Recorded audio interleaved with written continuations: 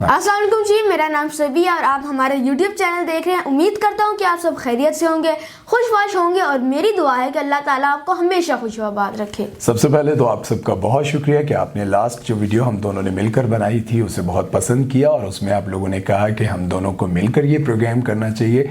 तो इंशाल्लाह जब भी सभी फ्री हुआ करेंगे या फिर कोई ऐसी वीडियो जिसमें सभी मेरे साथ बैठ के बात कर सकते हो, हम दोनों मिलकर ये प्रोग्राम किया करेंगे। तो सभी क्या खबर है जी आज आपके पास? पहली खबर ये है कि अनम फयाज ने शोबिस छोड़ने का ऐलान कर दिया है। अच्छा, मैं आपको बताऊं कि अनम फयाज हैं कौन। पहले तो मैं आपको ये बता दूं कि अनम फयाज ने जो स्टेप लिया है ना, वो सुनकर आप हैरान हो जाएंगे। बहुत सारे ऐसे लोग भी होंगे जिनकी नजर जो है हमेशा के लिए तंग नजर रही, वो लोगों के अच्छे काम पर भी तनकीद करते रहे। वो कहते हैं कि बिल्ली 900 चूहे खाकर आज को चली। हाँ, बिल्ली 900 चूहे खा के आज कर चली। गंदे। अच्छा, बहुत सारे ऐसे लोग हैं जो अच्छे काम पर अप्रिशिएट भी करते हैं। मैं आपको बताऊं कि अनम फयाज ने अपने करियर का आगाज किया ड्रामा सीरियल अहमद हबीब की बेटियों से, और वो उनका ड्रामा बहुत हिट हुआ और उस ड्रामे के बाद उन्होंने ड्रामा किया मेरी माँ और इश्क इबादत। ये उनके पॉपुलर ड्रामे थे और उनको लोग बहुत पसंद करते थे। काफ़ी खूबसूरत हैं दिखने में माशाल्लाह। 2016 में उन्होंने शादी की और शादी के कुछ अरसे बाद भी वो शोबिज़ इंडस्ट्री से मुंसलिक रही, लेकिन फिर वो गायब हो गई।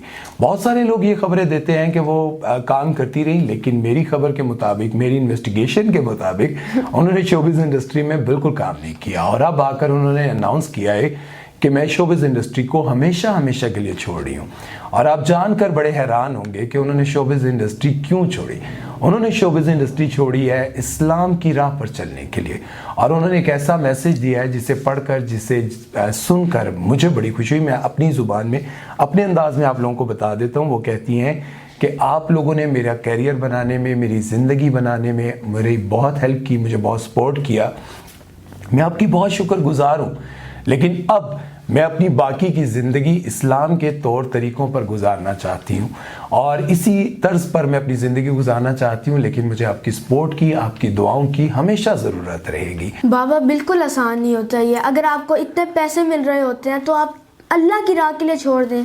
और ये बात देखें ना कि एक आम से बंदे को, आप जिसको थोड़े बहुत पैसे मिल रहे होते हैं, वो भी ठीक रास्ते पर नहीं चल पाता, तो जिस बंदी को करोड़ों की तादाद में, लाखों में रुपीस मिल रहे हों, पैसे मिल रहे हों, और वो अल्लाह की खातिर, इस्लाम की खातिर और अपनी आखिरत को ठीक करने की खातिर शोबिज़ इंडस्ट्री को छोड़ दें। आपको पता है एक और एक्ट्रेस थी, क्या नाम था उनका?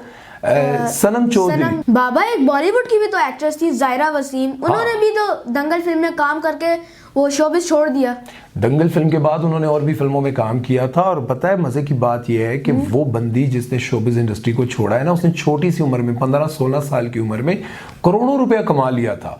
और ऐसे लोगों का शोबिज़ इंडस्ट्री को छोड़ना बहुत मुश्किल होता है, जिसके सामने करोड़ों रुपया पड़ा और वो शोबिज़ इंडस्ट्री को छोड़ रहा हो। तो ये कितनी बड़ी बात है, आप बताओ। बहुत बड़ी बात है बाबा। पता है ये जो लोग होते हैं जो शोबिज़ इंडस्ट्री को छोड़ते हैं, इनकी रूह को ये पता चल जाता है कि हमारी रूह की ग़िज़ा मौसीकी, गुलकारी, एक्टिंग नहीं है, बल्कि अल्लाह पाक कुरान पाक में जिस तरह फरमाते हैं, अला बिज़िक्रिल्लाहि तत्मइन्नुल क़ुलूब। बाबा, अगर आप इसका तर्जुमा पढ़े ना तो वाकई ये बात दिल को लगती है। अल्लाह कहते हैं कि अल्लाह सुनो, दिलों का सुकून सिर्फ अल्लाह की याद में है। बेशक, दिलों का सुकून बस अल्लाह की याद में है। तो बहरहाल नेक्स्ट खबर की तरफ चलते हैं जी। नेक्स्ट खबर ये है कि ऐमन खान और मुनीब भट्ट के घर में धमाका हो गया। ये सोशल मीडिया पर एक अजीब सी खबर फैलाई हुई है जी, उनके घर में धमाका हो गया। और बहुत सारे लोग ये भी थंबनेल लगा रहे हैं कि टेररिस्ट अटैक हो गया, वो जो दहशतगर्द हैं उन्होंने ऐमन और मुनीब के घर में धमाका करवा दिया। मतलब वो थंबनेल ऐसे ऐसे लगाए होते हैं, मैं बड़ा हैरान हो रहा होता हूँ जब ऐसे थंबनेल देखता हूँ। तो हुआ ये कि उनकी जो मुलाजमा है वो सिलेंडर को उन्होंने प्रॉपर तरीके से बंद नहीं किया था, जिसकी वजह से सिलेंडर फट गया और उनके घर का काफ़ी हिस्सा जो है वो तबाह हो गया।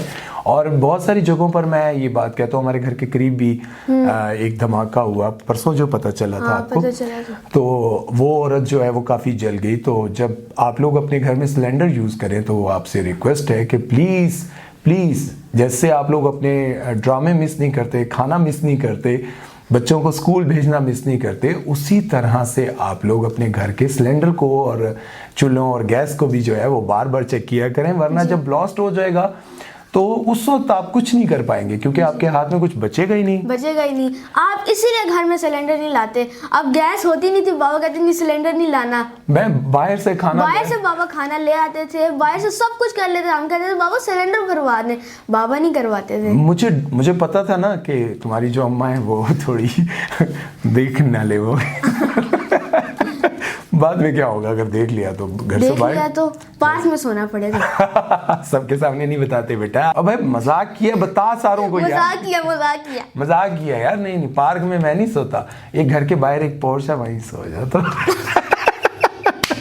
तो नेक्स्ट खबर ये है कि सोनू निगम पर असली वाला कातिलाना हमला हो गया। ओ यार, असली वाला कातिलाना हमला हो गया। मैं आपको बताता हूँ कि सोनू निगम पर हमला कैसे हुआ और क्या कुछ उनके साथ हुआ।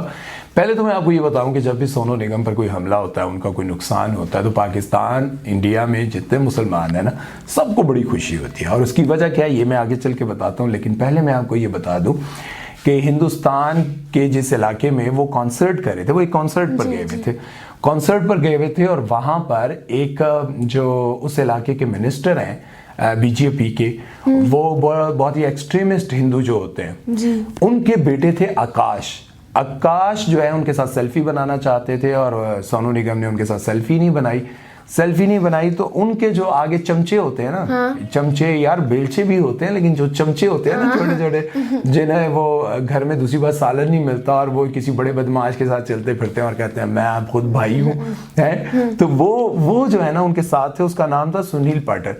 उसने सोनू निगम और सोनू निगम के गार्ड्स और वहां पर जितने उनके साथ लोग थे उनको मारा। और ये भी आकाश जो किसी मिनिस्टर का बेटा है, उसने भी मिलकर बाकी लोगों को भी खूब पिटाई लगाई, सोनू निगम को भी लगाई। और सोनू निगम का भाई और उनका गार्ड शदीद जख्मी हुआ है। सोनू निगम को भी छोटे छोटे आई हैं, लेकिन वो बच गया है।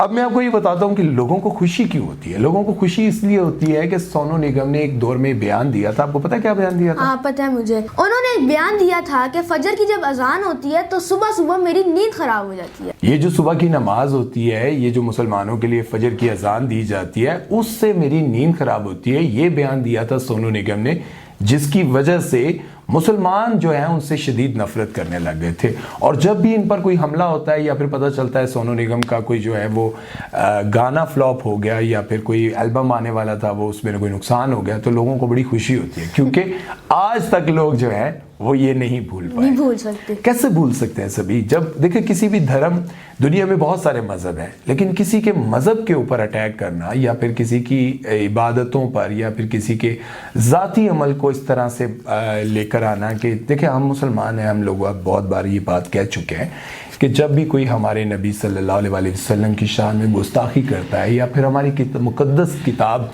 कुरान पाक की बेहुरमती करता है या फिर किसी भी पैगंबर के हवाले से कोई बात करता है, तो हमें बड़ी तकलीफ होती है, बहुत ज़्यादा। और ये बात आप जहन में रखें, जितनी भी दुनिया में लोग हैं, मुसलमान जो हैं वो बहुत कमज़ोर से कमज़ोर हो और मजलूम से मजलूम हो, लेकिन वो कभी भी छोटे से छोटा बच्चा भी इस हवाले से बर्दाश्त नहीं करता कि हमारे आका के ऊपर कोई भी बात करे। एनीवे, ये थी आज की खबरें। तो और आज की अगर आपको वीडियो अच्छी लगी हो तो इसे लाइक और शेयर जरूर करिएगा।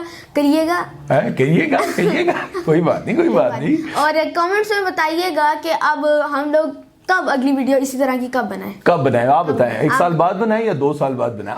नहीं, कल बनाएं, परसों बनाएं, जब मर्जी बनाएं। अच्छा, मतलब आप वो जब कहेंगे तब बनाएंगे? हाँ। अगर उन्होंने कहा कि सुबह फजर के बाद या फिर रात को 1 बजे बना दें, तो फिर आप क्या करेंगे? क्या बताए कब बनाए? आप तुसी हुण गलती ना लेना लिख दिया है कि तुसी 2 साल बाद वीडियो बनाना। जब तक खबरें नहीं आएंगी तब तक वीडियो कैसे बनेगी? हाँ, ये बात है। खबरें आप लोगों ने हमें इंस्टाग्राम पर बतानी है और इंस्टाग्राम का लिंक जो है वो डिस्क्रिप्शन में है। आप हमें खबरें भेजें, हमसे बात करें, हम हाजिर हैं। अपना ख्याल रखें और दुआओं में याद रखिएगा। अल्लाह हाफिज।